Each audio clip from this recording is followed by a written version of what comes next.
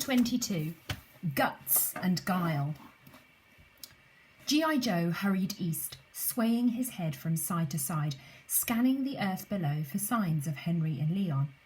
As he quickly gathered pace, Pip gazed over her shoulder and felt the sting of tears.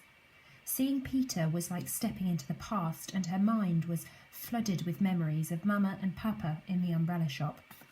His eyes, once so clear and full of life, had darkened, and she knew that war would have changed hers forever too. "Please don't let him get hurt," she whispered quietly, looking into the stars twinkling above her. "Please keep him safe." Shivering with the memory of Captain Stephen's lifeless eyes staring blankly up at her, a teardrop trickled down the length of her whisker. Drooping from the whisker's end for a brief moment, it fell and vanished into the wind. "Hold on, little lady," the pigeon said with a sudden clatter of wings. "We're being followed." "What?" she said, feeling the fur on the back of her neck stand on end. "Who by?" "I don't know. Another bird is circling us." Pip searched the night about them and felt her heart thump inside her ears. Sure enough, a bigger bird was matching G.I. Joe's speed through the night alongside them. "It's coming for us," she cried in alarm, watching the bigger bird's broad black wings storm through the air towards them. "Hurry, G.I.!" The pigeon bowed his head and swiftly dived through the sky. "Faster, G.I.!" she urged, seeing the bigger bird plunge through the air after them. "It's gaining on us." "It's a falcon," the pigeon said, beating his wings as fast as he could. "They're the only birds fast enough to catch us." Thick brambles lay below, tangled around the shadowy border of the wood. Hurtling through the sky towards them, it was then that Pip realised G.I. Joe was not going to slow down. "Whatever happens next," G.I. Joe said, panting from the strain of flying, the thorns zooming closer, "do not let go of me." Pip instinctively closed her eyes as the spikes ripped through her skin. Wincing in pain, they tumbled through the undergrowth in an explosion of feathers and landed on the cold earth beneath the brambles with a thump. Pip and G.I. Joe froze, watching in silence as the falcon swooped and landed on the thorns above them. Pip trembled, hardly daring to breathe.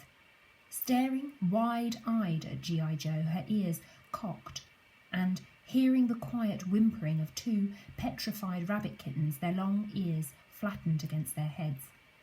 "We should never have left the warren," the smaller one was crying softly as though in a trance. "We never should have left the warren." "I wish we hadn't," the bigger rat muttered in reply, trembling all over. "I really wish we hadn't." "Shh!" Pip hushed them as she... "Shh!" Pip hushed them as quietly as she could, but the rabbits could not hear her, through panic rising inside their little bodies. "Be quiet, it will hear you." Curling its black head through the roof of the brambles, the falcon screeched in delight, its black eyes widening at the sight of prey below. "It's coming for us," the smaller rabbit gasped in horror, watching it tear away the thin, tangled branches above them with its strong yellow talons. "What do we do?" Pip looked up and shuddered, seeing how quickly the falcon was digging through the thorns. "We need to find a way out of here," she squeaked, scrambling under the thicket with G.I. Joe, but a wall of thorns surrounded them on all sides. "G.I., you could never fit through," she said, desperately staring at the small gaps between the thorns and feeling despair tighten her chest. "Maybe I can squeeze through and distract it for long enough for you to fly out." "The brambles are too thick above us as well," he said, looking up into the tangle of spiky branches rapidly being pulled away by the falcon. "I can't get the speed I need to push through them and fly away. Besides, the cover in the woodland is no better than we have here. Then we're trapped." "We must run," the bigger rabbit cried, its eyes flitting from side to side in terror. It hopped with its friend to the edge of the thorns. "It's going to kill us." "Stop," Pip said. "It wants us to run. If G.I. can't fly out of here, neither can it. With these brambles we are out in the open, and then we stand no chance against it. We must wait for it to tire and give up." "But it's coming," the smaller rabbit whimpered as shredded brambles rained from above. A strange sound rumbled, growing louder as it approached through nearby trees. Hearing it, the falcon turned its head and cawed, its feathers ruffling furiously all over its body. With a bloodthirsty screech, a flash of brown, speckled feathers launched headlong into the falcon, tumbling it to the earth on its back. "Leon," Pip cried, watching the eagle pin the falcon to the ground with his sharp golden talons. "You get him," G.I. Joe cooed, aggressively plumping his chest feathers. The falcon flapped its wings, trying to detach Leon's vicious grip upon its white speckled chest, but the eagle was stronger and closed its claws tightly together. Cawing in pain, the falcon lurched its hooked beak upwards and snapped at the eagle's throat. Swerving his upper body out of harm's way, Leon's golden eyes narrowed. With a fearful cry, he leapt forward, gasping in horror. Pip turned away. Stumbling backwards, she immediately yelped in alarm as the brambles in front of her were lifted away. "Henri!" Pip cried, delighted to see the stag's handsome face meet hers, peering under a crown of thorns heaved from the ground by his antlers. "Get out of here!" he bellowed. "Run!" the bigger rabbit cried to its friend, watching the blood drip from the eagle's beak in horror. "Hurry before it sees us!" "Wait, it's okay," Pip said. "He won't hurt you. He's our friend." It was too late. The rabbits bolted from the brambles, racing in a desperate zigzag between the stag's legs. Watching their little white, fluffy tails flee into the shadowy woodland beyond, Pip hoped they would get home safely, just as a loud explosion rocked the earth. Cowering in alarm, Pip and her friends watched the rabbits disappear in a terrible blast of dirt, bursting upwards from the ground. "Those poor rabbits," she cried, wide-eyed with fear. "What was that?" "Landmines. Small bombs buried in the ground," Leon said, his wings hunching around his head in surprise. There could be humans nearby. Suddenly, a large, bright beam of light flashed into the gloom, shining through the trees like a furious eye staring into the night. "Take cover!" G.I. Joe squawked. "Henri!" Pip cried, diving behind the thorns with the eagle and the pigeon, but the stag hesitated, struggling to see a place big enough for him to hide. Behind him, the cold glow of the light crept over his tail. "Watch out!" Leaping behind the bramble bush, Henry cowered on his stomach as a nearby tree splintered with a deep bullet hole. "Was war das?" an angry man's voice said from the direction of a house standing in the gloom beyond. "Es nichts here," another man said. "Ein Reh." With that, the beam of light disappeared. "German snipers," G.I. Joe whispered. "The mines must be a warning signal.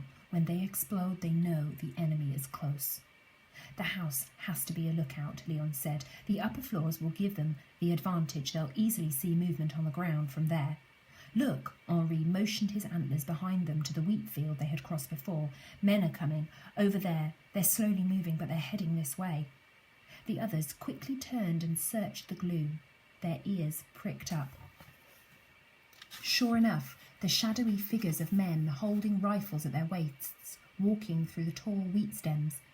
Distant peals of laughter travelled on the breeze until a voice hushed and abruptly silenced them.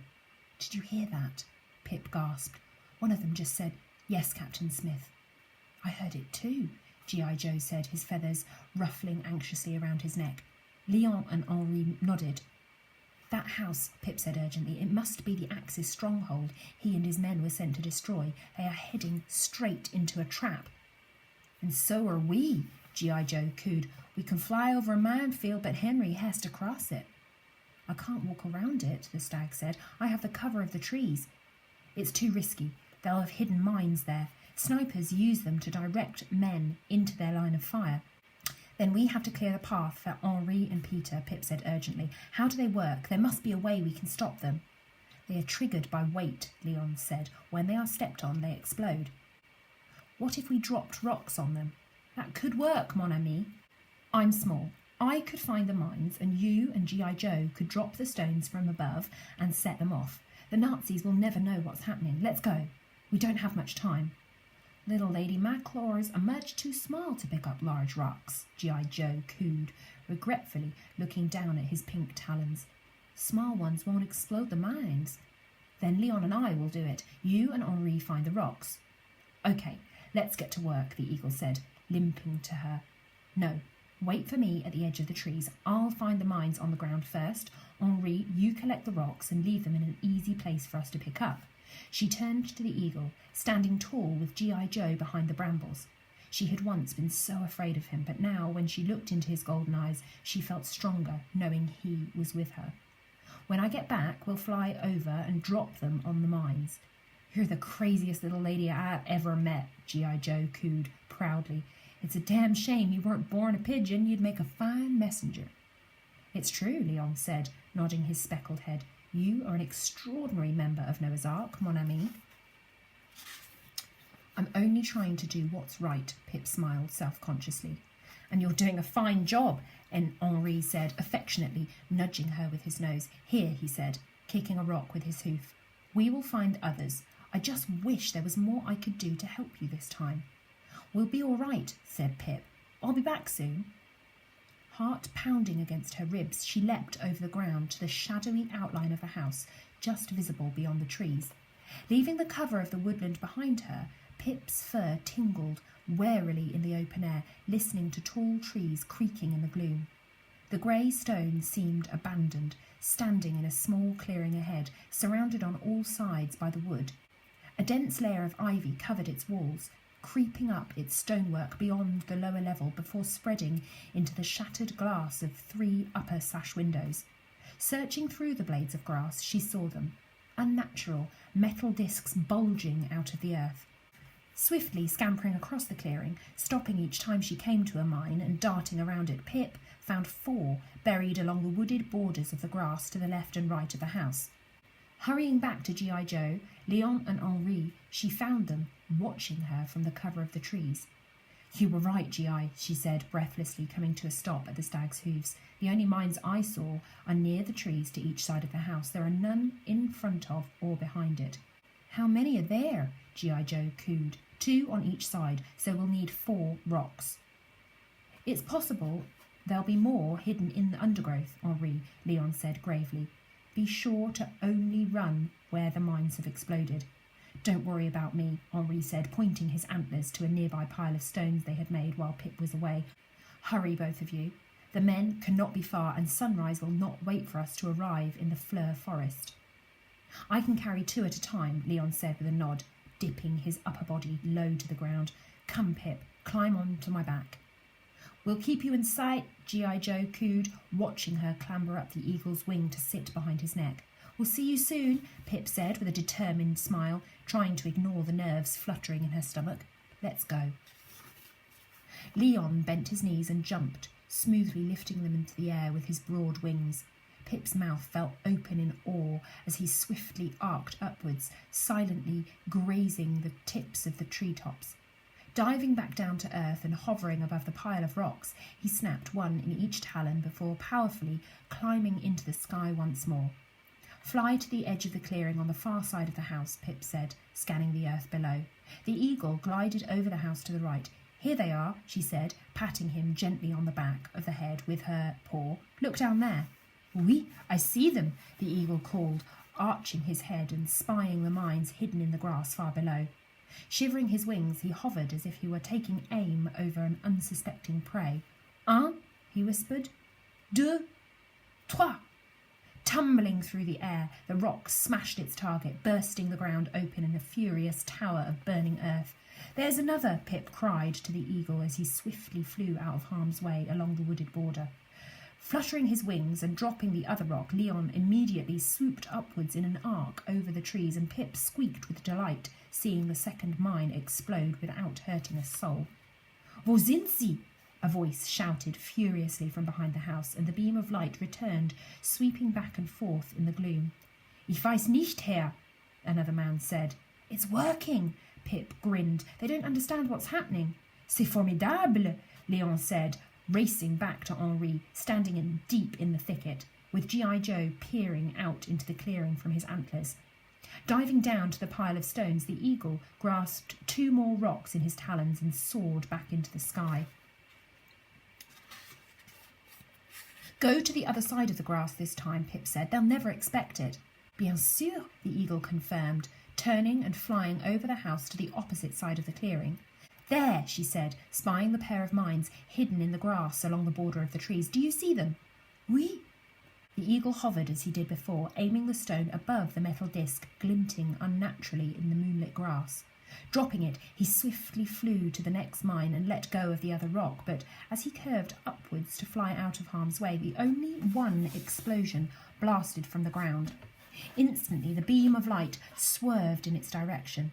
Damn, Leon cursed, I've missed it.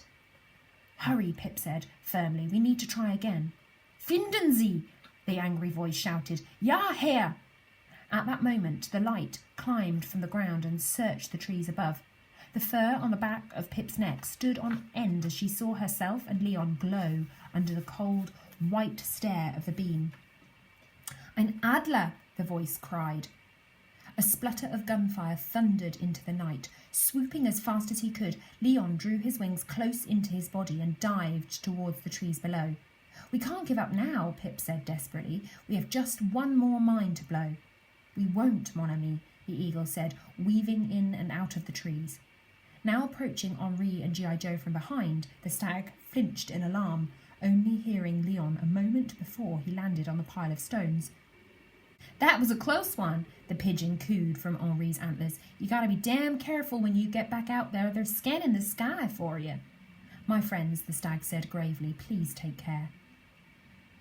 As soon as you see the last mine explode, Pip said urgently as the eagle landed on the rocks and clasped two more in his talons, run along the border of the wood and the clearing where the mines have blown. We'll meet you on the other side.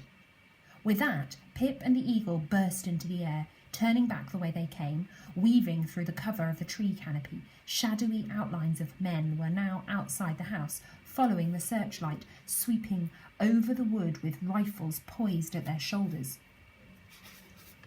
Hurry, Leon, Pip whispered, shuddering at the sight of the soldiers. Do it now while the light is still shining on the opposite side of the wood.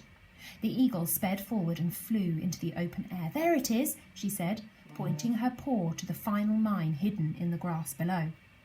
Oui, I see it, Leon said, immediately hovering.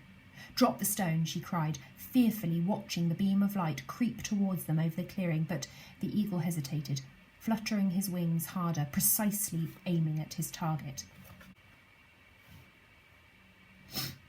Now, Leon, Pip said, seeing one of the men on the ground point at them. The others turned their rifles at once. Drop it now! Narrowing his golden eyes with concentration, the eagle opened his talons and released his grip on both of the stones, sending them tumbling to the earth, one after another. As a burning tower of earth blasted into the air and the eagle soared upwards out of danger, a terrible storm of gunfire thundered through the night and the eagle's wings stopped beating. Leon! Pip yelled, plunging through the sky. Leon! The grass below zoomed closer with every second, and she scrunched up her eyes, dreading the pain when they hit the ground.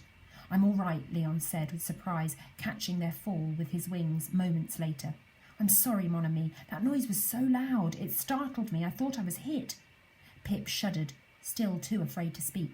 Flying low through the clearing to the woodland beyond the house, Leon climbed again and perched on a tree branch. Look, he said, nodding his speckled head behind them. Pip turned and gasped. The gunfire was not from the enemy after all, but Peter and his men shooting their rifles from the cover of the tree trunks in front and to both sides of the house where landmines had now been cleared. Here they come, Leon said triumphantly, watching Henri gallop safely away from the soldiers along the border of the wood, with G.I. Joe flying swiftly alongside him. Time to get ourselves out of here, the pigeon said, swooping to the tree branch beside Pip and Leon. Come, the stag bellowed from below, puffing heavily in and out of his nose. The Fleur forest is not much further. I can smell it. As the eagle spread his wings and leapt from the tree, Pip turned, hearing the sound of cheering from the clearing behind. As she soared onwards on Leon's back, her last sight was of Peter, smiling broadly and slapping the back of one of his men. Goodbye, Peter, she said quietly. Good luck. Watching him until he disappeared into the darkness, she looked into the sky ahead, brightening with the first violet hues of sunrise.